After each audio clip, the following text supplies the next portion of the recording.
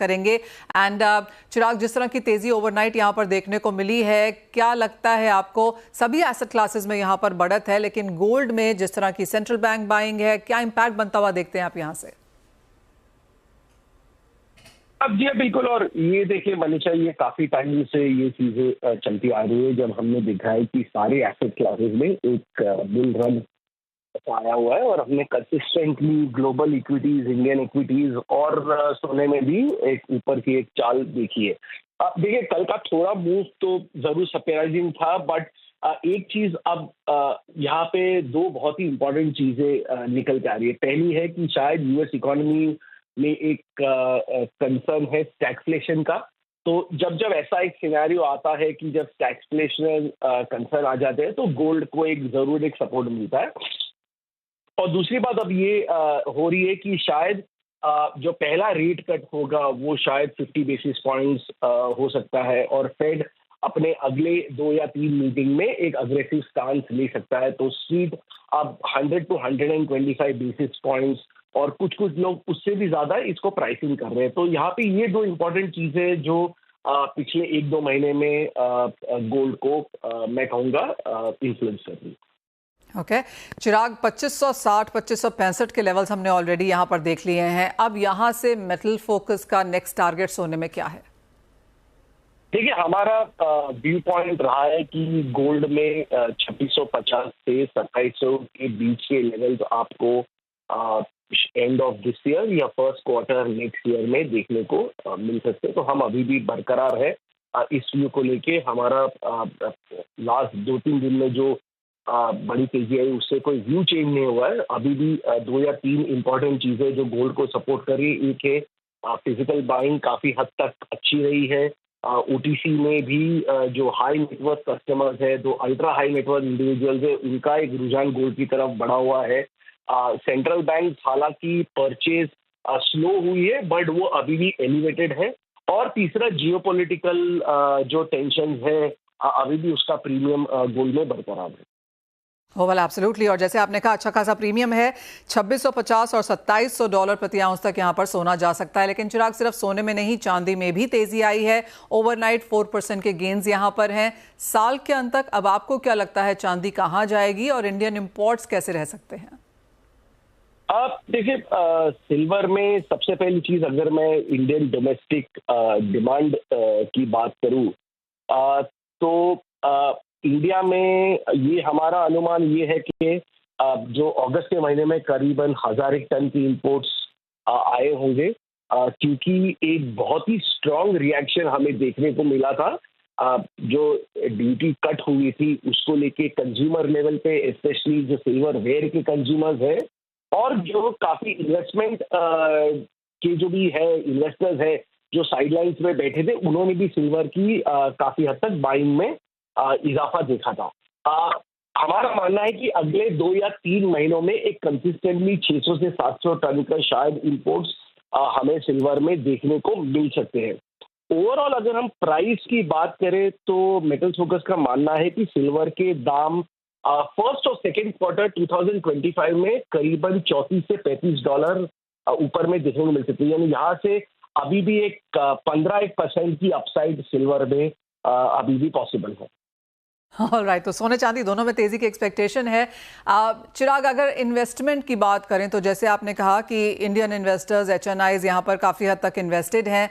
Sovereign gold bonds तो अब यहाँ पर है नहीं, तो आप कहेंगे digital gold, ETFs, mutual funds, अगर फाइनेंशियलाइजेशन ऑफ गोल्ड को उस तौर से देखें तो अब ये प्रोडक्ट्स हैं। आई थिंक ईटीएफ में ऑलरेडी मनीषा काफ़ी अच्छी पिकअप हुई है। पिछले 6 महीनों में हमने देखा है कि ईटीएफ में एक वापस फ्लोज आया हुआ है। और जैसे आपने बहुत ही इंपॉर्टेंट चीज की, सॉवरेन गोल्ड बॉन्ड नहीं है।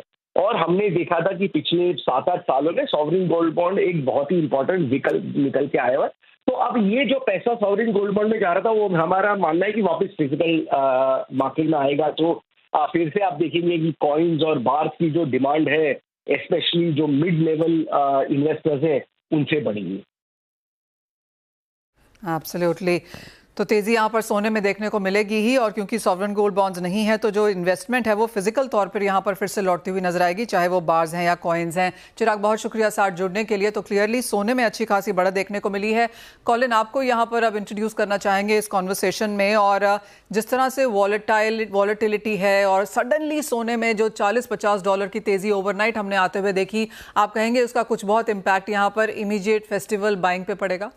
इमीडिएट फेस्टिवल बाइंग पे देखो, अपना जो कंज्यूमर है हिंदुस्तान में वो प्राइस सेंसिटिव बहुत है, और जब भी ऐसे सडन स्पाइक आता है प्राइस में, तो वो वीकेंड और अगले 1-2 वीकेंड के लिए थोड़ा सॉफ्टनेस बाजार में जरूर आता है। एक बार कंज्यूमर को लगता है कि नहीं, अब ये रेट स्टेबल है और अभी कम नहीं होगा और इससे बढ़ेगा, तो फिर वापस खरीदारी चालू होती है।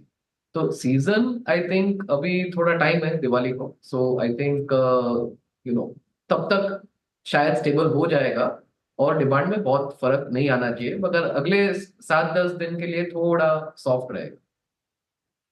कॉलिन, अगर ये तेजी नहीं आती तो डेफिनेटली यहाँ पर demand constantly on the stronger side रहती, लेकिन ये एक और ऐसा साल है जब बहुत ज़्यादा वॉलेटाइल प्राइसेस हैं। ऑल टाइम हाइस की एक्सपेक्टेशन यहाँ से आगे जाते हुए भी है। पिछले हफ्ते मैं एक रिपोर्ट पढ़ रही थी कि 10 से $12-15 का एक डिस्काउंट है इंडियन मार्केट्स में गोल्ड को लेकर। क्या वो भी हम यहाँ पर कंटिन्यू होता हुआ देख रहे हैं? हाँ, वो देखो, वो कंटिन्यू रहेगा। अब एक बड़ी इवेंट हुई है, so Fed is going to reduce rates, और जैसे चिराग ने भी पहले बताया कि 1-2 और रिडक्शन आएंगे। अब जैसे ये रिडक्शन आएंगे और 2500 का लेवल, एक बार ये 3 बार लेवल तोड़ के वापस गया है गोल्ड। अब ये तीसरी बार हुआ है, तो ऐसा लग रहा है कि अब शायद वापस नहीं जाएगा, right, as per many analyst. लग रहा है कि ये अब बुल रन वापस एक नया चालू हुआ। ओके, और जैसे थोड़े टाइम पहले भी बात कर रहे थे कि अब 2700 और 3000 लेवल तक जाएगा एक साल में, वैसे अभी और लग रहा है जैसे जैसे फेड कटेगा, सो इंटरेस्ट रेट कम होगा, then people will invest gold में मोर मनी। और चाइनीज इकोनॉमी भी सॉफ्ट ही है, it's not really doing so well, तो वहां भी सोने की फिजिकल में बहुत अच्छी खरीदारी हो रही है। सो चाइना में हो रही है, इंडिया में हो रही है, यूएस में फेड काटा है, जियोपॉलिटिकल इश्यूज कंटिन्यूड रह रहे हैं। सो कोई कारण नहीं है कि गोल्ड अब वापस नीचे के लेवल पे जाए। और जैसे अपना कंज्यूमर आई थिंक अगले 2-3 महीने में देखेगा स्टेबिलिटी, आई थिंक बहुत बड़ा बाइंग वापस आ जाएगा। कॉलिन, आप क्या एडवाइस देंगे यहाँ पर खरीदारों को, क्योंकि फेस्टिवल्स में लोग खरीदते हैं, इन्वेस्टमेंट के तौर पे लोग डेफिनेटली खरीदना चाहेंगे, आगे जाके शादियां भी हैं, तो जिस तरह का अनसर्टन सा माहौल है कि प्राइसेस यहाँ से सडनली बहुत ऊपर जा सकते हैं, क्या कुछ स्टेबिलिटी आए? बहुत सारे लोग असमंजस में होंगे। मेरी राय एक ही रहेगी कि सोना हमेशा, अगर मैं मेरी पूरी जिंदगी देखूं तो एक सेफ हेवन रहा ही है, और अगर 2-3 महीने कभी नीचे भी जाता है तो वापस ऊपर बहुत जल्दी आ जाता है।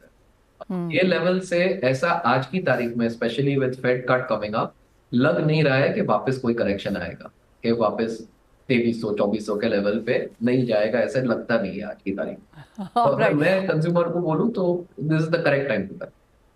कॉलिन, ऑल्सो जिस हमने ऑफ कोर्स बीच में काफ़ी सारे ट्रेंड्स देखे थे कि लोग स्टडेड गोल्ड ज्वेलरी ले रहे थे, डायमंड का बीच में चलन चला है, लेकिन जिस तरह से गोल्ड ने सॉलिड रिटर्न्स दिए हैं, क्योंकि अगर हम इस साल में अब तक देखें तो सेंसेक्स निफ्टी ने आपको 15-18% रिटर्न्स दिए हैं, सोने चांदी ने उससे कहीं ज़्यादा रिटर्न्स दिए हैं। तो इन्वेस्टमेंट तौर के हिसाब से भी देखें तो काफ़ी सॉलिड रहा है। तो क्या सॉलिड गोल्ड ज्वेलरी की डिमांड हम वापस बहुत स्ट्रांगली वापस आता हुआ देखेंगे? सॉलिड गोल्ड ज्वेलरी की हमेशा डिमांड स्ट्रांग ही रही है मनीषा, सो इट्स नॉट के वो कभी चला गया। ऐसे भी दूसरी सब कैटेगरीज आज भी हिंदुस्तान में 20-25% ऑफ बिजनेस है, 75% जो इंडस्ट्री बिजनेस है वो प्लेन गोल्ड ही है। सो वो वैसे ही रहेगा I think even going forward. और बाकी की कैटेगरीज जो अपना ग्रोथ एक ले रही है वो लेगी।